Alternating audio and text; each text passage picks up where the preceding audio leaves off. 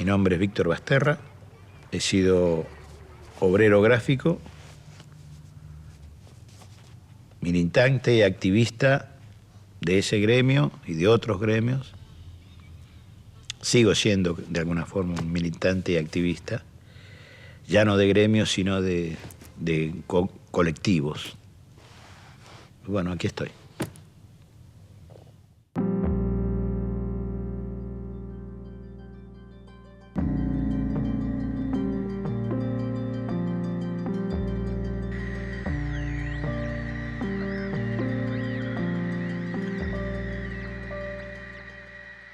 Mi familia fue una familia, de alguna forma, con cierta desgracia, porque buena parte de mis familiares de familia paterna murieron muy jóvenes. Mi viejo murió cuando tenía 40 años, yo tenía 1 año cuando falleció, no lo conocía a mi viejo, por lo tanto. Y después estaban los tíos que vivían en Mariano Acosta, que tenían una fuerte impronta peronista, digamos, ¿no? Pero no eran tampoco unos dirigentes ni gremiales. Por eso la palabra dirigente siempre lo tuve ahí, al costadito. Mi primer atisbo de política fue un acto de rebeldía en un colegio de monjas en el que yo estaba, un colegio que se llamaba Patronato Español, que creo que está todavía. Yo estaba interno ahí y los fines de semana iba a ver a mi familia. Y se estaba produciendo todo un conflicto entre, mi familia era peronista, entre el Perón de aquella época con la iglesia, con los empresarios, con esto, bueno, era todo un conflicto. Entonces yo me iba metiendo en el conflicto y después iba al colegio y de alguna forma los trasladaba a los conflictos, que ellos también generaban otros conflictos, las monjas estas. Eran monjas carmelitas descalzas con la, digamos, con la impronta de que esa vieja teoría que la letra con sangre entra. Entonces, en realidad, eran golpeadoras, eran autoritarias al mango, toda una historia. Y yo un día de clase, frente a la clase, en el momento que se va la monja, la profesora, yo me pongo contra la pared y grito, «Muera Cristo Rey». Y cerré los ojos esperando un rayo. Cuando los abrí estaba la monja. Y me pegó tal cachetazo y me expulsaron. Ese fue mi primer acto político, de alguna forma, porque me puso en la disyuntiva digamos, la pérdida de la fe total que yo tenía en ese momento. Digamos, la soledad, la adversidad permanente que hubo ahí. Y después insertarme de nuevo en una especie de sociedad civil para un chico de 10 años que había cambiado violentamente, como fue los bombardeos primero del 55 y luego la revolución del 16 de septiembre del 55.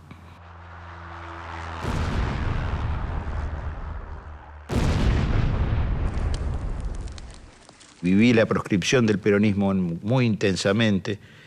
Y en el 59 comenzamos, yo ya vivía en un barrio que se llamaba Villa Madero, el barrio se llamaba Marinos del Fournier, queda pegado a Villa Madero, y casi muchos de los trabajadores, de la gente que vivía en el barrio, era trabajadora del Lisandro de la Torre, el frigorífico que fue, digamos, fue cedido, pertenecía al Estado y fue cedido a la Corporación Argentina de Productores de Carne.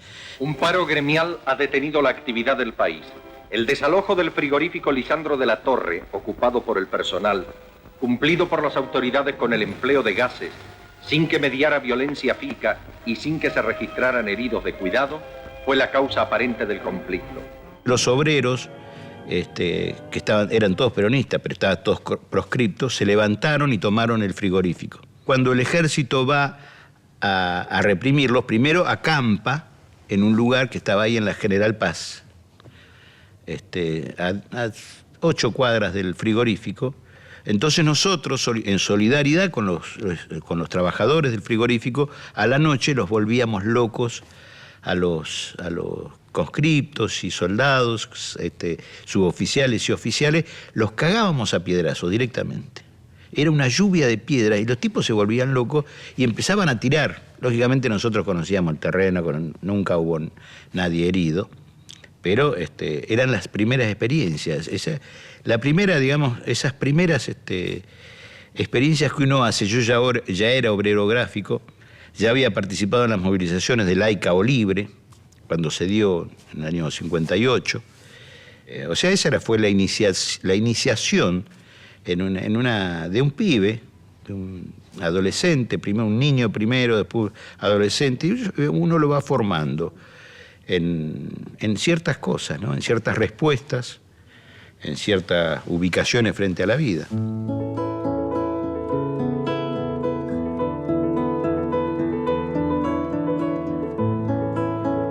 Yo empecé a trabajar en el gremio gráfico a los 13 años.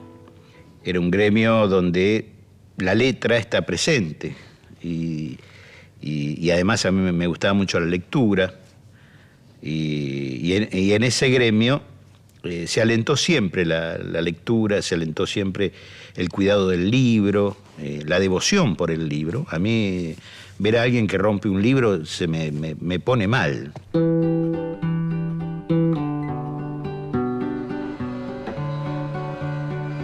Mis primeras armas la hice en un gremio extraordinario, como fue la Federación Gráfica Bonaerense, que fue la sede de la CGT de los argentinos. Yo trabajé 7 años en Sicone, antes no era Sicone Calcográfica. Yo entro en el año 66, luego del servicio militar obligatorio, hasta el 73 trabajé en Sicone Hermanos y Lima, así se llamaba. Los dos hermanos Sicone, Mario y Nicolás, y don Fernando Lima Rubio, que era todo un personaje, un gallego, un español, fascista a muerte, pero le encantaba discutir conmigo. No sé por qué le encantaba discutir conmigo, pero bueno, yo desde mi poca formación que tenía en esos momentos, le daba pelea en el terreno de las ideas, ¿no? Ya la formación que iba teniendo en un gremio, que era una cantera de ideas, una extraordinaria cantera de ideas. No olvidemos que por ahí pasaron muchos de los intelectuales que hubo en Argentina, progresistas, digamos, ¿no? Los intelectuales que tenían una visión integradora de la patria, bueno, todo lo que nosotros conocemos de Hernández Arregui, de John William Cook, no sé, de Jauretche, y de alguna forma habían sido los orientadores de toda una generación, de varias generaciones, no una generación sola, varias generaciones que habían abrazado la causa nacional y popular, ¿no?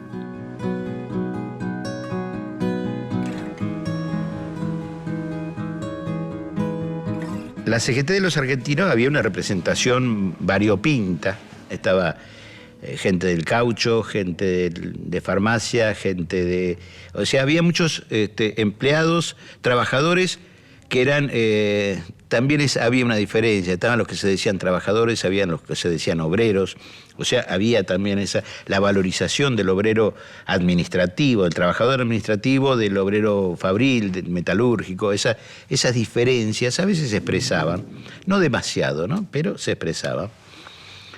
Algo que unificaba era una anécdota que voy a contar. En algún momento de esta historia, en los fines de los años 60, se consiguió un cañón 105, de esos antiguos rezagos del ejército, y se lo puso en la puerta de la CGT de los argentinos apuntando al edificio de Azopardo. Era una especie de expresión de fuerza y de, ¿cómo decirlo?, de que no había reconciliación. ¿Por qué? Porque se consideraban que los que representaban a ese sector, por más que fuera, era medio traído de los pelos, ¿no? Pero de alguna forma se consideraba así, eran más pro-patronales que pro-obreros. Entonces esa clara definición se establecía alegóricamente con un cañón, apuntando así, que no iba a disparar nunca porque no había ni munición ni nada, pero de alguna forma era una expresión, ¿no? Y después era una cantera extraordinaria porque, ya te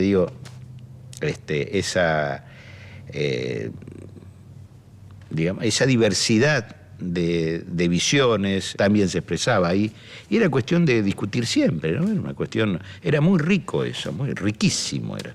Y se daba en muchos aspectos en condiciones muy desagradables y adversas, porque 2x3 asesinaba a un compañero, Emilio Mariano Jáurica en el 69, Martins y Centeno, los esposos, bueno, Baird, había un montón de compañeras y compañeros que perdían la vida en esa lucha, era lucha muy dura.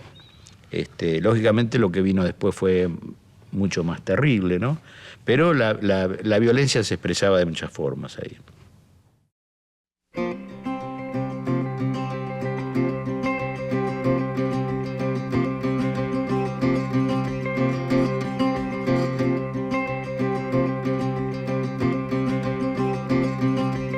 Culturalmente fue una época muy interesante, esos 60 y 70, porque, por ejemplo, había una editorial que fue señera en muchos, el Centro Editorial de América Latina.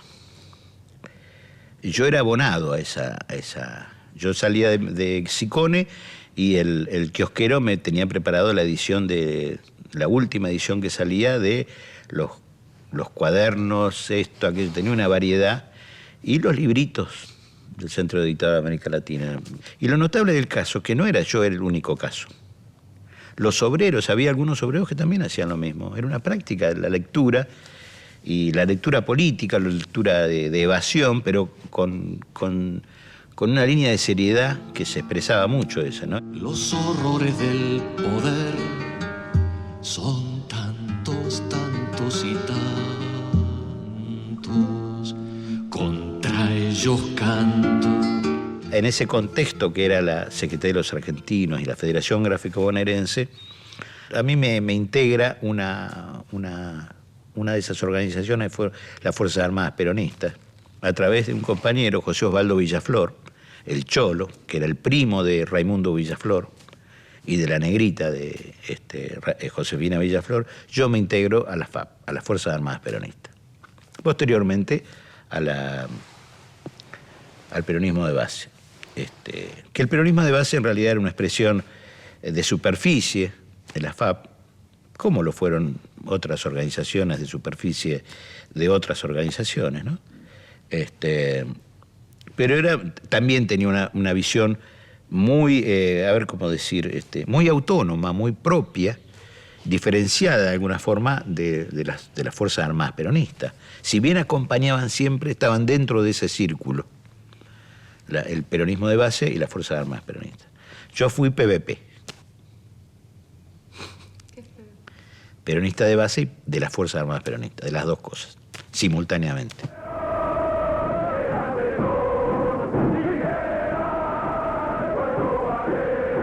Más que nada era antipatronal.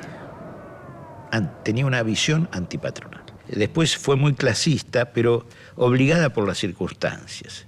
Porque ante el clasismo extremo de las patronales, nosotros nos convertíamos en clasistas extremos de los obreros. Uno era una especie de reacción frente a la prepotencia y a la intolerancia y a llevarte por delante el tipo que te estaba exprimiendo, explotando. Entonces uno en algún momento saltaba. No había otra forma de expresar nuestra visión política, de expresarlo en hechos muy sencillos. Un reclamo laboral por condiciones de trabajo te podía costar la vida en algún momento de la situación. Entonces uno comenzaba a reaccionar.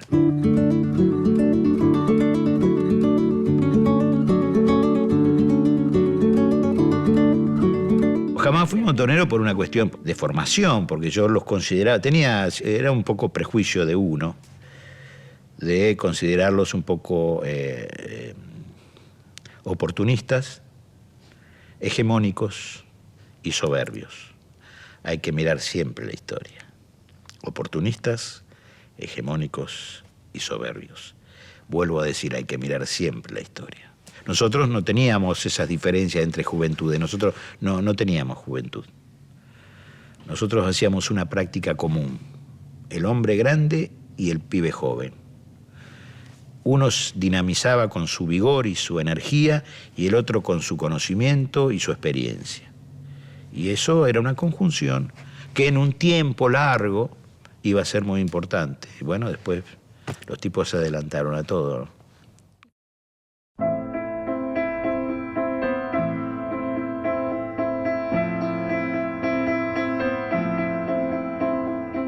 En el año 73 conozco a la que fue mi compañera, Laura Johanner, y vivimos juntos hasta el 76 en una pensión en Caballito. En el 76 adquirimos una casa en Valentina Alsina.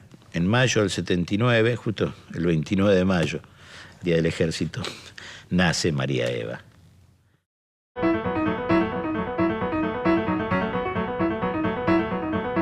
Yo trabajaba en un taller que se llamaba Llenas, de valores bancarios también, igual que con Sicone. Yo era un buen impresor tipográfico de valores bancarios, hacía muy buen tarjetero, o sea, buen laburante, digamos. Tenía actividad política, bueno, nos reuníamos con muchos compañeros, hacíamos nuestras propias experiencias de resistencia, ¿no? Yo tenía una bicicleta que había comprado en uno de los tantos despidos que tuve, y me acuerdo que tenía un mimeógrafo y una máquina de escribir. Entonces hacía una especie de tipo ancla, ¿sí? Pero sui generis, ¿no? Entonces nos juntábamos, intercambiábamos información, recogía esa información y esa la volcaba en un papel, o sea, a las 4 de la mañana tenía 2.000 volantes, pequeños volantes. Y salía con mi bicicleta a hacer toda una recorrida por la fábrica. Terminaba a las 4:30 y arrancaba para el laburo.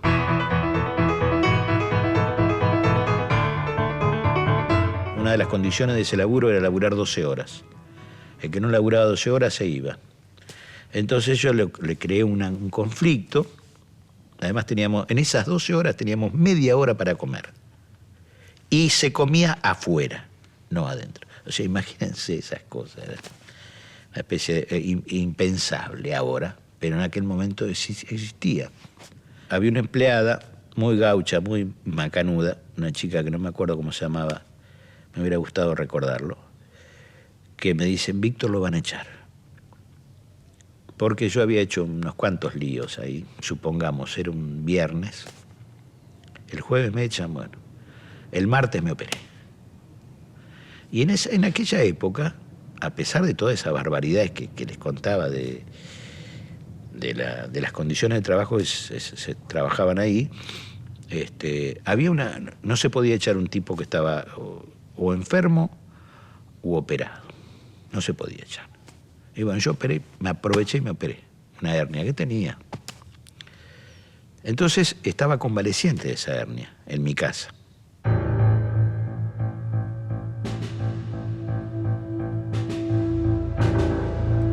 Era un viernes, el viernes 10 de agosto, a las 10 de la mañana, a las 9 aparece un tipo y golpea las manos. Vestía un saco de cuero. Yo lo miré y el tipo golpeó, nadie salía. Lo que hizo el tipo, se asomó así y miró el candado. Entonces nos levantamos, el tipo se va. Y no, miento, le abre la que era mi compañera y le dice, ¿qué desea? Venimos de Crédito Lanús. No queremos nada. No, pero estamos haciendo una promoción. No, gracias. Entonces yo me levanté y empecé a pensar, a ver qué hago, en esa preocupación extraña que uno tiene frente a algo que le resulta raro. ¿Qué decisión tomar? ¿Qué hago? Y había una posibilidad de levantar la casa directamente. Y no me dieron tiempo a nada, porque me puse a rasquetear una cortina de madera que tenía en el patio, y de pronto tenía un perrito, empieza a ladrar. Entonces yo me asomo así, ¿qué pasa, Olaf? Y había 5 tipos apuntándome. Yo no podía correr, porque estaba a 6 metros estaba la entrada a la casa. Y no me dieron tiempo. Entonces bajaron, me esposaron.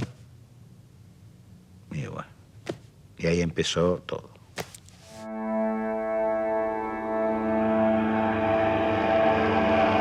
Ahí me dieron una paliza de esa. Me arrancaron una muela, me acuerdo, me arrancaron limpita una muela y la mandíbula me la desplazaron hasta acá. Entonces el tipo me lleva esposado atrás al hall de mi casa y ahí estaba el tipo de chamarra de saco de cuero. ¿Quién era? Adolfo Donda. Adolfo Donda Tigel. Era el jefe del grupo del operativo ese.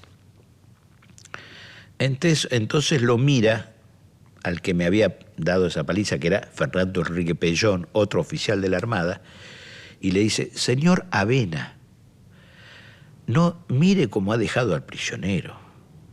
Vamos a ponerlo presentable. Y me pegó una cachetada del otro lado, cosa que me acomoda la mandíbula. Yo lo vi, aparte del dolor, vi hasta algo cómico en esa situación. Porque esa expresión, señora, mire cómo me ha dejado al prisionero. Vamos a acomodarle un poco. Lógicamente mi mandíbulo queda hecho pomada. Entonces de ahí me sacaron con un sobretodo que yo tenía, que me acompañó durante mucho tiempo. Mi pullover de cuello alto, que me acompañó durante mucho tiempo. Mis vaqueros y mis zapatos, que me acompañaron durante mucho tiempo. Y me sacaron, me bajaron ahí. Antes de salir me dijeron: ni se te ocurra de gritar viva Perón, me dijeron. Por supuesto no podía ni modular ninguna frase porque tenía un dolor en la mandíbula terrible. Me sacaron, me subieron al coche, arrancó el coche, bueno, me llevaron hasta un lugar, me pusieron una capucha. Nunca voy a olvidar el olor de esa capucha. Nunca lo voy a olvidar. Con esa capucha ingresé a la Escuela Mecánica de la Armada.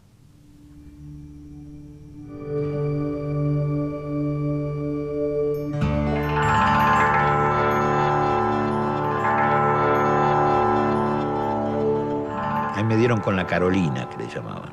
La Carolina era una picana que no dejaba marcas. Entonces se evitaban el olor a carne quemada y el desagrado de las llagas que produce. La única quemadura que tenía eran de los tipos que apagaban el cigarrillo mientras me daban máquina. Después, acá estoy. Y nosotros sabíamos varias cosas, lo que no sabíamos era la intensidad. Sabíamos que, como desde antes, ¿no?, que la tortura existía. Lo que no sabíamos que no tenía límite la tortura. Sabíamos que era, yo qué sé, que podíamos ser golpeados, pero no con tanta hazaña. Que uno podía llegar a ser humillado y denigrado en un lugar de detención, pero no a tal nivel, ni con tanta frecuencia, ni con tanto tiempo. Lo extraordinario es el tiempo. En los centros clandestinos justamente lo que se manejó es el tiempo. Por eso fueron centros clandestinos, ¿no? No era como una comisaría común o incluso el compañero que después iba a ser blanqueado. El centro clandestino es la muerte en vida. Eso a veces no se tiene muy en cuenta cuando se hacen cosas en determinados lugares donde fueron centros clandestinos. Por eso yo pido que haya mucho más respeto sobre estas cosas. Bueno, se sabe, esto no fue lugar de muerto, este fue lugar de tortura sin tiempo, lugar de denigración sin tiempo, de humillación más extrema sin tiempo. Mujeres que fueron violadas infinitas cantidades de veces, sin tiempo. Eso no se borra con nada.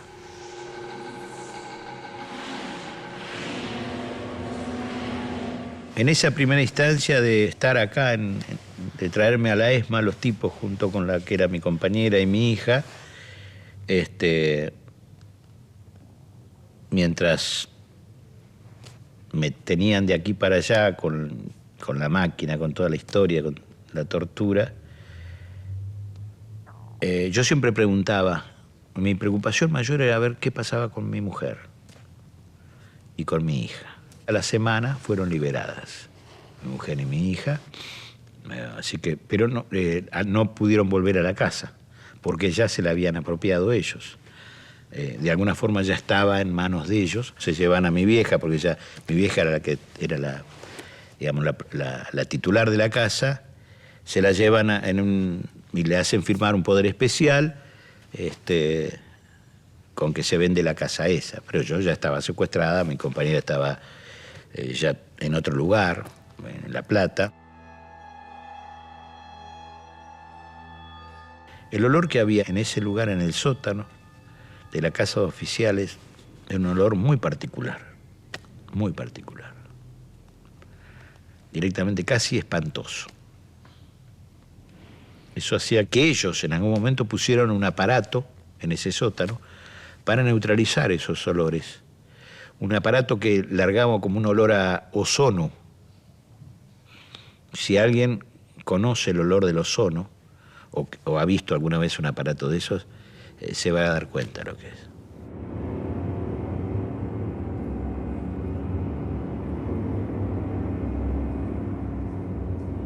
Yo estuve 7 meses en Capucha.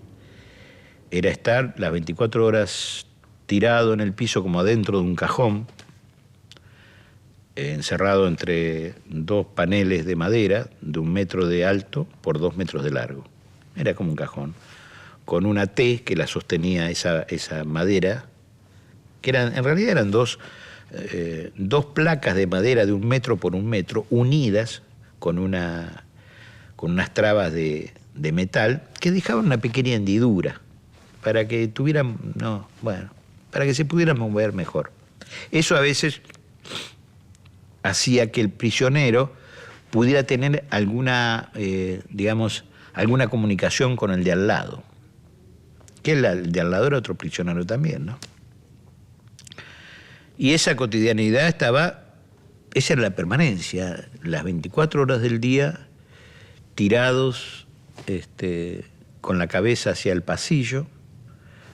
En el caso mío yo estuve 3 meses esposado y después mucho tiempo, mucho más de 7 meses con grilletes, y la capucha, siempre la capucha.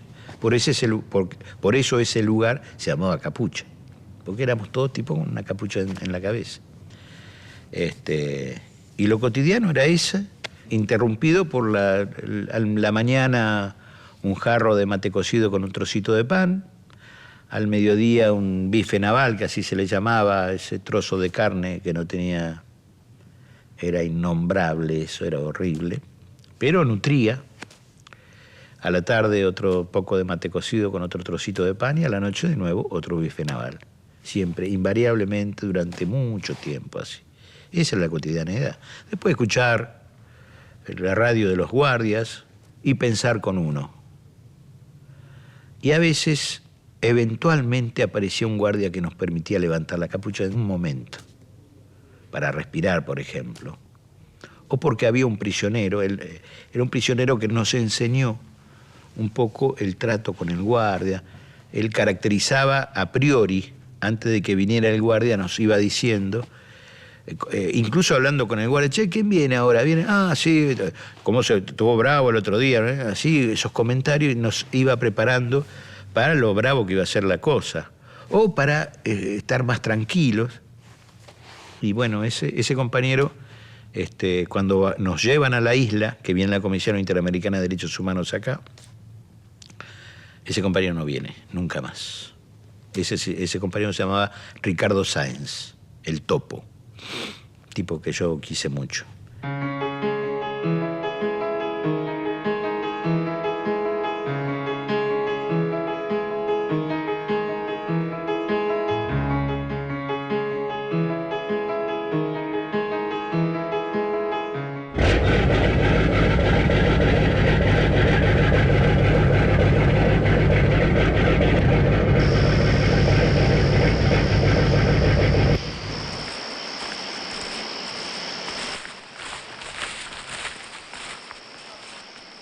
al mes más o menos de estar ahí secuestrado, a los 20 días, nos trasladan a una isla del Tigre. Una isla que pertenecía a la Curia, que había sido cedido a la Armada, quizá para estos menesteres, sabiendo que estos menesteres eran factibles de que se sucedieran. Y bueno, a esa isla, en ese momento, antes de ir, nos permitieron hacer una llamada telefónica a todos los prisioneros que estábamos ahí.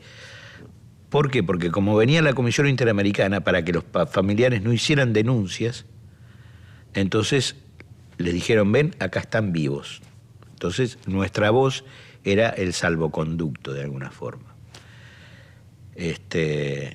Y bueno, así supe que estaban bien, pero todo en muy cortas palabras y después listo, hermano. Después, hasta mucho tiempo después, no tuve noticias.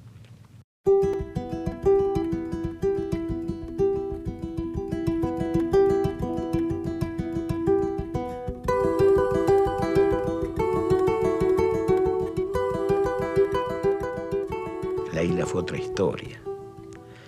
Porque yo pensaba que nos iban a matar directamente. Estaba convencido, yo iba preparándome para la muerte. Que era una forma de liberación la muerte. Uno quería que algo se produzca en definitiva. Y ahí todo era incertidumbre.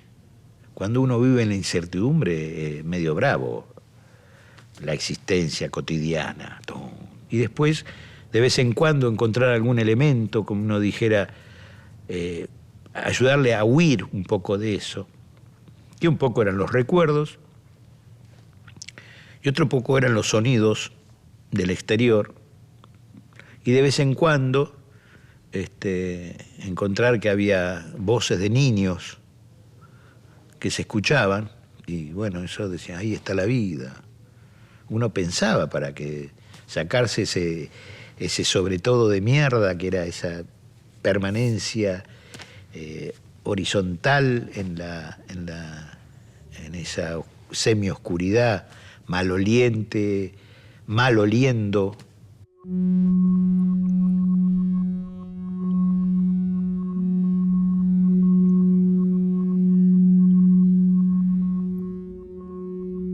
Al regresar de la isla, volvemos de nuevo a una especie de rutina. Me cambiaron dentro de lo que era Capucha en otro lugar. Ya no estaba en un rinconcito entre Juan Carlos Sanzoreno y Norma Cosi, sino que estaba al lado del Tata, que era Héctor Piccini. Cuando volvemos ya en ese octubre del 79, y en esa permanencia yo me acuerdo que tenía una especie de... Tuve dos situaciones, ¿no? Particulares. Por un lado, había una especie de cuestión risueña. Por ejemplo, yo tenía una especie de catarsis que hacía... Yo soy agnóstico, pero decía, ay Dios, hacía una descarga, ¿no? Y en un momento determinado el compañero, después de la cuarta o quinta vez que escuchaba al lado, ay Dios, el compañero me dice, sí, está bien, hay Dios, pero poquito, y lo poquito que hay ahora no nos sirve de una mierda. Y eso produjo en mí una especie... Y me pasó varias veces con el Tata. El Tata es un tipo que yo quiero muchísimo. Y bueno, esas cosas. Y la otra crisis, a mí se me produjo otra cosa cuando volvimos de la isla, que fue el de... No le encontraba gusto a nada conocido, olor a nada conocido, textura a nada conocido, la carne que nos daban, ¿no? Entonces entré en crisis y pensé que era carne humana, que nos daban a la carne de los compañeros. Era una cosa media espantosa, ¿no? Después de 10 días, 12 días, un guardia, y veían, los compañeros empezaron a... No, yo no lo hacía público, no me niego a comer, no, porque si no, no sabía las consecuencias que podía traer, pero los compañeros sí sabían que yo no comía. Entonces, había un guardia que era más o menos más piola, que dijo, no, esto es carne que la tienen en las cámaras durante meses y meses y por eso no tiene Era media carne podrida, seamos realistas, ¿no? Pero bueno, era nutriente y uno comía eso.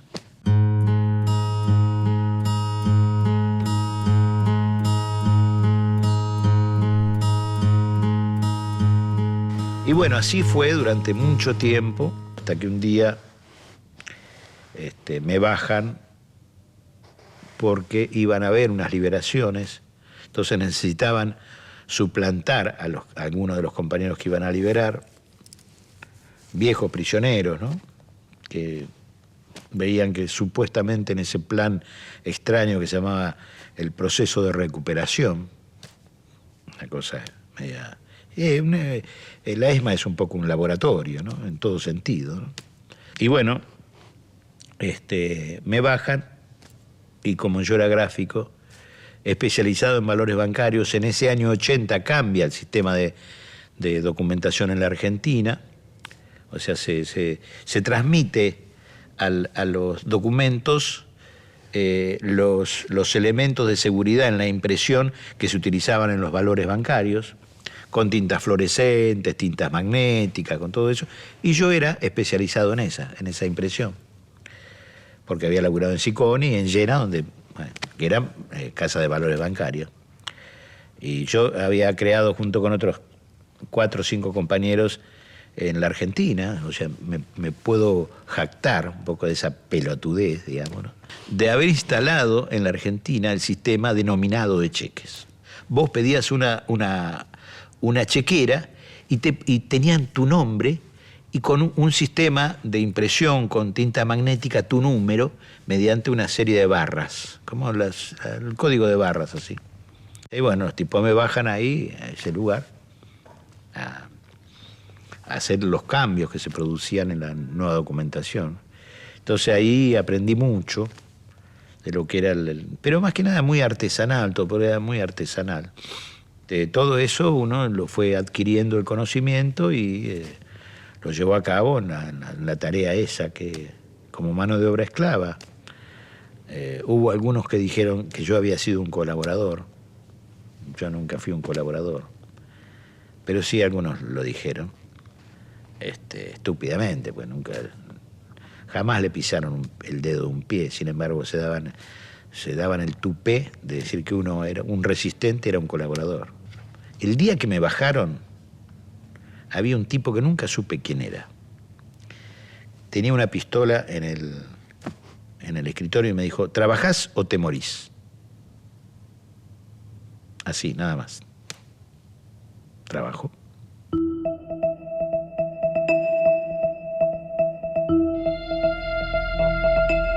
El 17 de enero de 1980 me dieron una salida de 2 horas y eso dio lugar a mi segunda hija. Desde ese 17 de enero hasta junio más o menos, que me permiten hacer una llamada, y ahí me entero que estaba embarazada. Y yo lo primero que pensé, me quedé pensando, ¿no? Y es lógico, digo, ¿por qué va a esperar tanto tiempo? Porque no lo hacía mío eso. ¿Para qué? ¿Por qué va a esperar tanto tiempo? Imagínate vos, tanto tiempo, un tipo que es casi seguro que no vivan. Y bueno, todo bien, chao, ¿qué va a hacer? Y nació Soledad.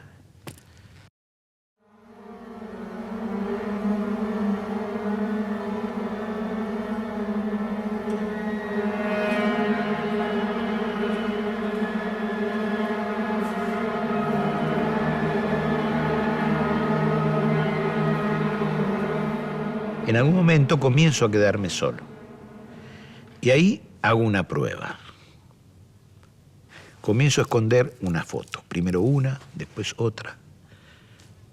Y el único lugar donde, cuando a veces bajaba alguien, generalmente había uno que se llamaba Fernando Enrique Pellón, ¿no? El que me había secuestrado a mí. El tipo la tenía conmigo.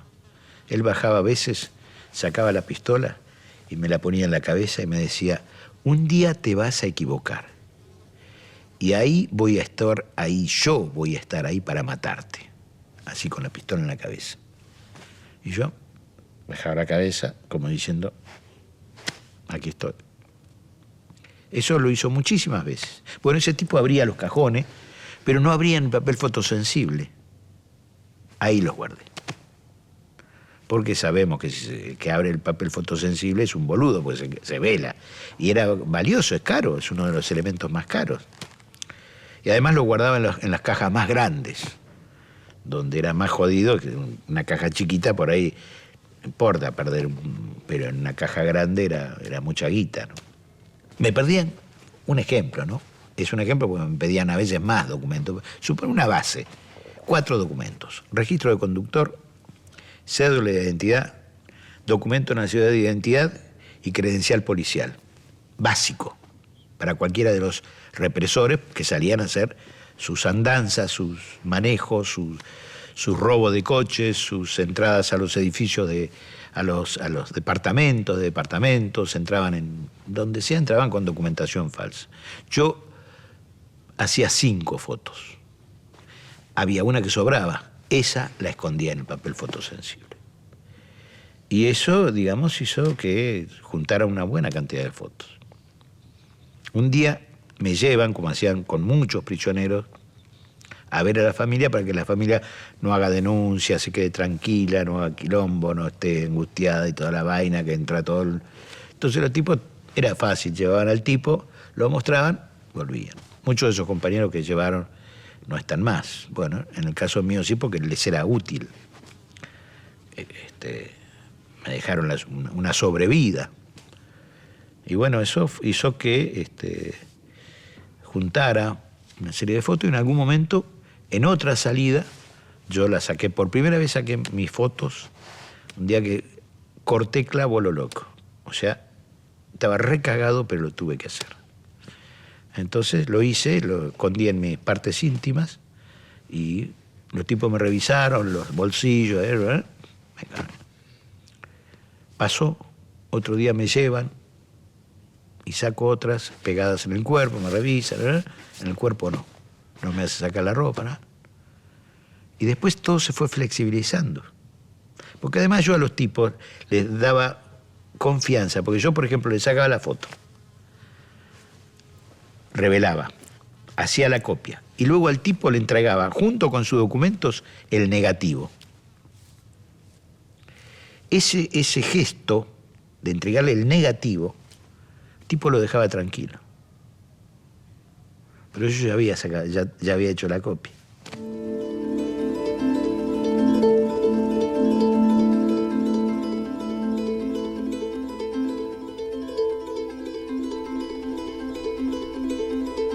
Es más, después saqué cosas insólitas. Muchos escritos de los tipos. Hay un escrito que dice fijarse el tema de capucha. Hay un escrito que dice así. Hay otro que le hace un pedido de un documento falso, como el que usó Jerónimo. Jerónimo era Donda. Y esto lo hace, Benassi Berizo se lo hace a Díaz Smith, que era el jefe del sector 4. Que el sector 4 era el sótano, donde estaban por un lado la sala de tortura y del otro lado estaban los lugares de trabajo como mano de obra esclava, que era la parte justamente laboratorio, confección de documentos y parte de imprenta. Y yo me quedé solo ahí.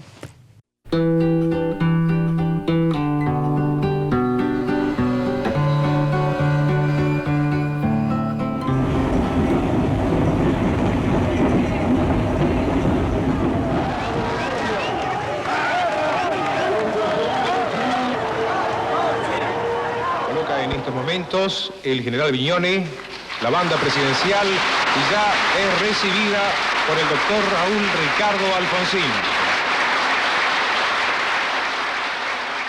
Esa labor fue muy ardua, porque debimos recomponer un tenebroso rompecabezas, después de muchos años de producidos los hechos, cuando se habían borrado deliberadamente todos los rastros, se habían quemado toda la documentación y hasta se había demolido edificios. Hemos tenido que basarnos, pues, en las denuncias de los familiares, en las declaraciones de aquellos que pudieron salir del infierno y aún en los testimonios de represores que por oscuras motivaciones se acercaron a nosotros para decir lo que sabían.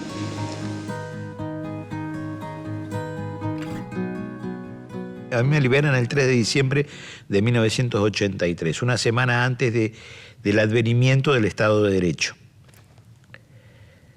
En mayo del 84, o sea, 6 meses después, menos de 6 meses, lo presento en la CONADEP, con la advertencia de que no sea publicado porque yo tenía seguimientos de los tipos, tenía controles.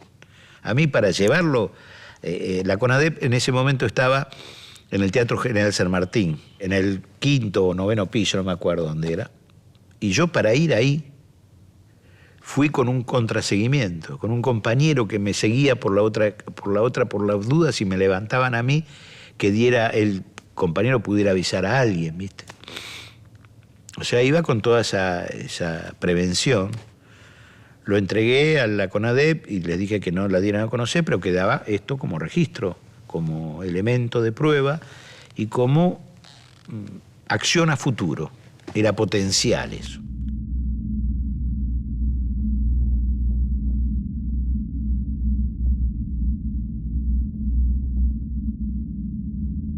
Además era una decisión que lo habíamos hablado con otros compañeros.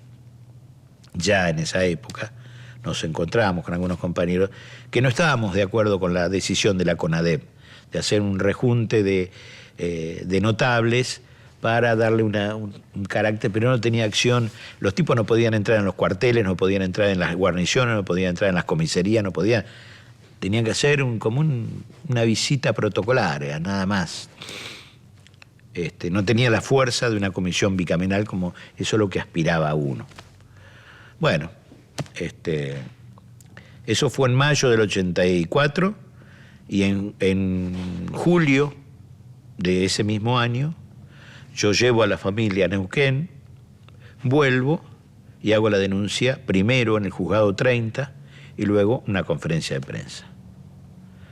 Eso en el CELS, ahí en aquel momento estaba ahí en la calle Rodríguez Peña y Sarmiento.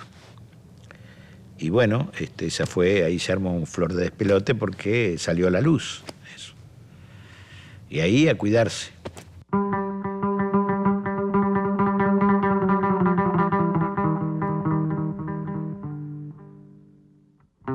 Yo entrego tanto en la CONADEP como en la justicia.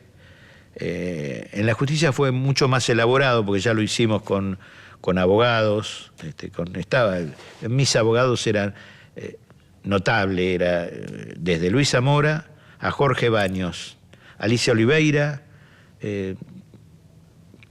todo un montón, a Marcelo Parrilli, bueno, todo un montón de compañeros que aportaron sus conocimientos para elaborar, fundamentalmente Luis Zamora, para elaborar una especie de documento bien armado,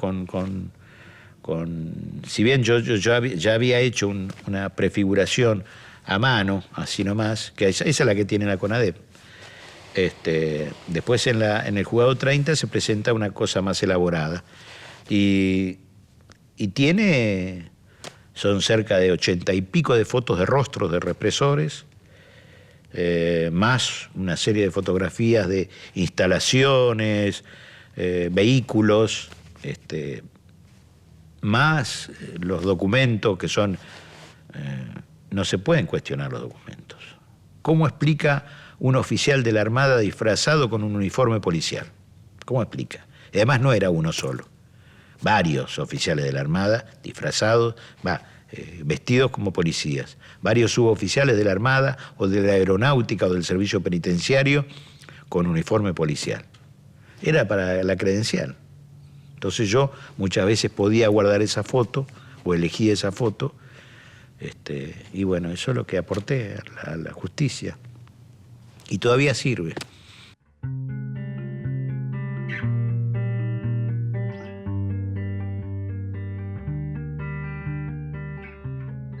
Después de mi experiencia, habiéndome hecho fotógrafo ahí mismo, es decir, con todo lo que eso significaba.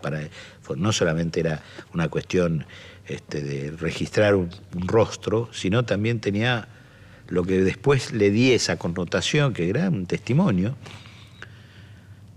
Yo seguí con la fotografía. Es decir, los tipos me dijeron, no te muevas de tu casa. Cuando me liberaron ese 3 de diciembre del 83, no te muevas de tu casa. Ni se te ocurra irte por ahí, vos te quedás en tu casa, y si querés laburar de algo, laburá con la fotografía. Entonces yo lo que hacía era fotografía de niños. En esa época se utilizaba mucho ir a las casas, golpear, bueno, no quiere que le saquen. Entonces uno llevaba una muestra, un mural así, qué lindo, bueno, entonces uno sacaba fotos a los niños.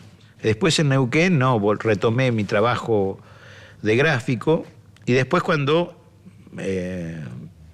fui a La Plata de Neuquén, que me quedé sin laburo ahí en La Plata, primero fue una época muy, muy oscura, porque tuve que trabajar restaurando muebles y era una gran soledad, y yo estaba muy, muy mal, hasta que me rescataron unos compañeros, y ahí me inserté en otra historia y puse una casa de fotografía y de fotocopias. O sea, trabajé durante 10, 12 años de fotógrafo. Fernando Enrique Pellón hará 10 años más o menos. 10, 11 años, 12 años quizá. El tipo murió. Murió impune. Pero el tipo tenía un problema físico que comenzaba a deformarse todo. Y terminó como como un guiñapo, seguramente sufriendo horrores. En algún momento hasta se llegó a encadenar a la catedral ese tipo, reivindicando su lucha antisubversiva, cuando ya estaba en las últimas, Fernando Enrique Pellón. Un tipo absolutamente psicótico. No me complace a mí A mí prefiero que no mueran. Prefiero que se presenten ante la justicia, ni siquiera la justicia popular, la justicia que tenemos.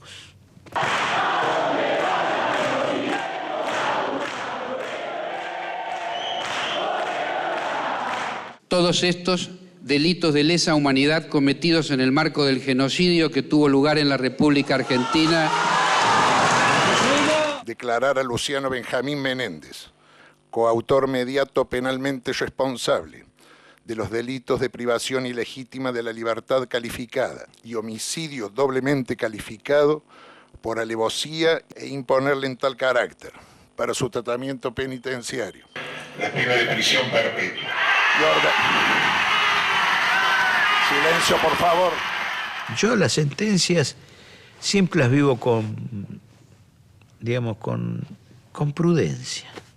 No ando a los gritos, ni bueno, eso que quede para otras personas, está bien. No, yo siempre la miro con... Es como decir, bueno, es lo mínimo que se logra. Es lo mínimo. Que la sociedad se da a sí misma como expresión de esperanza para el futuro. Es interesante estos momentos que se viven cuando se pone en tela de juicio un genocidio que se trató de, no en tela de juicio, sino que se pone sobre la mesa. Lo que ha sido, que se negó siempre, se negó esto como un plan sistemático, no solamente de apropiación de niños, sino de destrucción de la condición humana.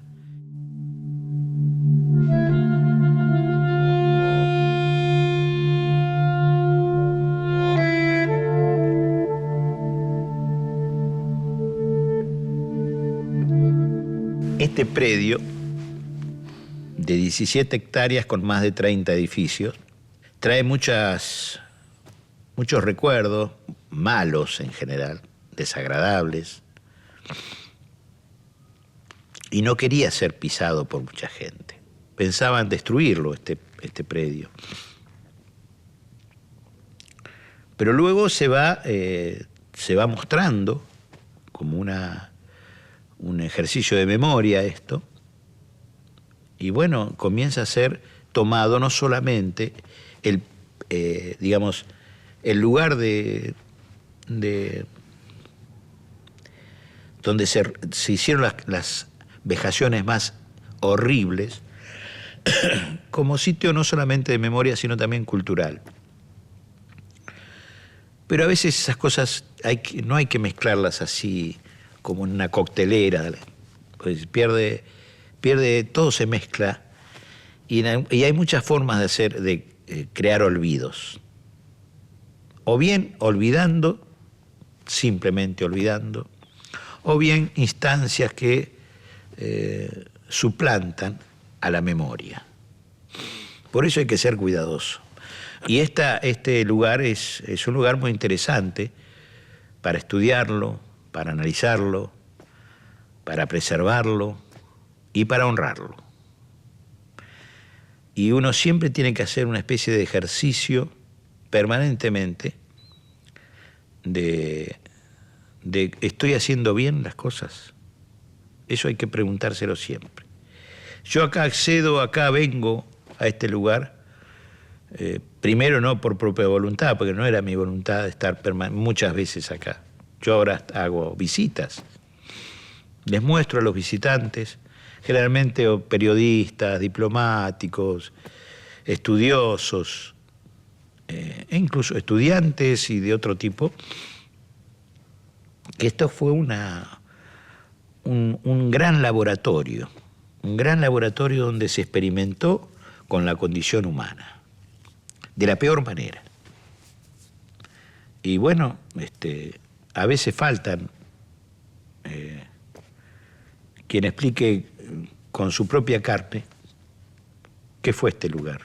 Y bueno, como no me dieron tiempo de olvidar, tampoco ahora lo voy a hacer. Y no me reconcilio, no olvido ni perdono. Que me perdonen los señores de uniforme y los patrones.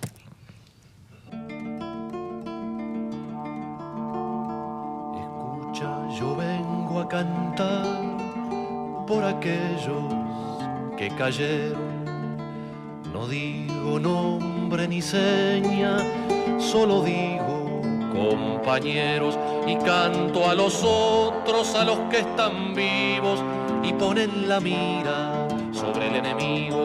Ya no hay más secreto, mi canto es del viento, yo elijo que sea todo movimiento. No digo nombre ni seña, solo digo compañero.